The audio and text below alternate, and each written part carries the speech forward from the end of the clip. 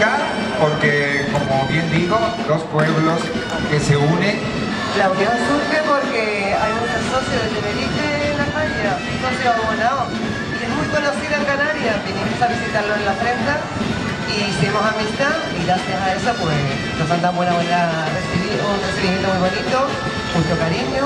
Hemos enfocado esto como un día del Charmanor, que decimos nosotros, de hermandad entre los dos pueblos, pero nosotros de alguna forma lo que quisiéramos es que el año de hermandad, que lo que queremos por supuesto, es hacer un pequeño, modesto homenaje al pueblo canario, a la tierra canaria, a todos los canarios. Una placa que dice Casa Canaria de Valencia a la falla Peu de la Creu, en recuerdo del acto de hermandad, Valencia, 9 de junio del 2013.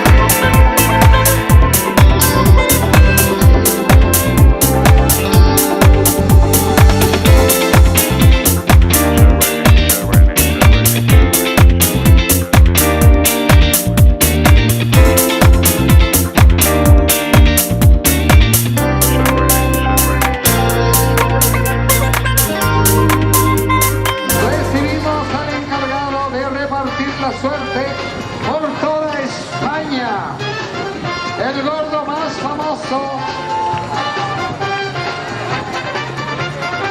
que detrás de él de Navidad es el gordo de la SOR.